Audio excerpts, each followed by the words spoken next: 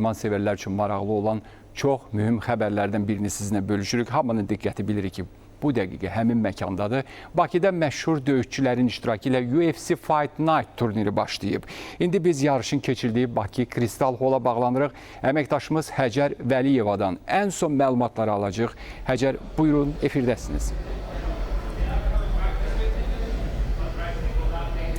Salam, sizi və izləyiciləri xoş gördük. Bəli, biz hal-hazırda yarışın keçirildiyi məkanda Bakı Kristal zalındayıq və gördüyünüz bu güşə isə sırf İdman TV üçün ayrılmış güşədir və biz buradan idmançılar yarışları bitirdikdən sonra bir-bir ardıcılıqla onlardan müsahibə almağa başlayacağıq az sonra.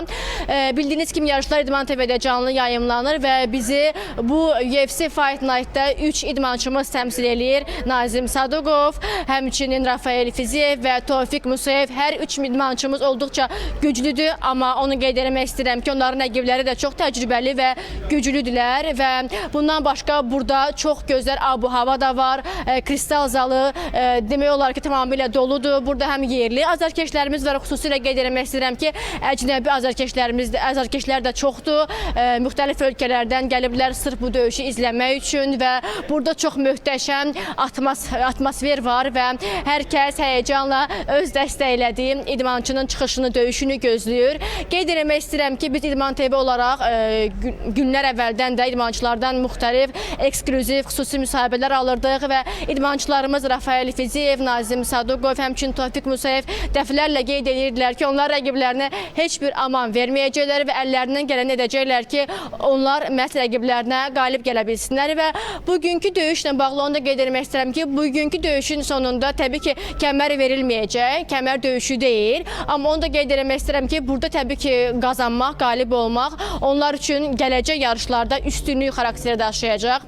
Bu baxımdan çox əhəmiyyətlidir və burada bunlarla yanaşı çox gözəl, möhtəşəm şov abu-havası da var təbii ki və onlardan da əlavə onu qeyd edə bilərəm ki, burada azarkeşlər həqiqətən də UFC, yəni döyüş azarkeşləri maksimum dərəcədə çalışırlar ki, yarışları yaxından izləsinlər və gecənin əsas döyüşü də var. Bildiyiniz kimi Roundtree ilə Hill bunlar döyüşün əsas görüşlərindən biridir. Onlar main kartda, əsas kartda çıxış eləyirlər və həmçinin Rafael Fiziyevlə Baxamontes də yan əsas döyüşlərdən biridir. Bildiyiniz kimi Rafael Fiziyev bizim döyüşçümüz dünya reytinqinin 11-ci və o keçirdiyi döyüşlərinin çoxsunda 12-sindən daha düzü qalib ayrılıb və 9-unu məhz nokautla belə deyək, qalib ayrılmağı bacarıb.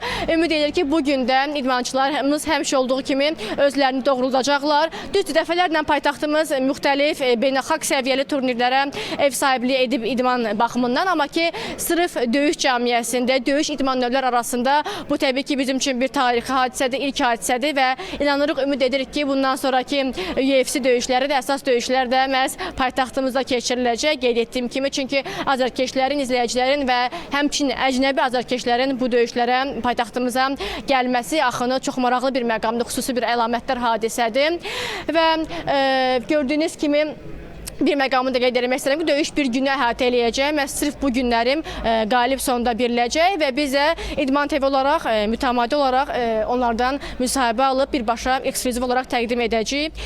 Mənim səhləli çatdıracağım bunlardan ibarət idi. İdman TV nefrində buradan gəlib yarışı izləyə bilməyənlər canlı olaraq məhz İdman TV nefrindən izləyə bilərlər yarışları. Buyurun, sözü yenidən sizə studiyaya ötürürəm.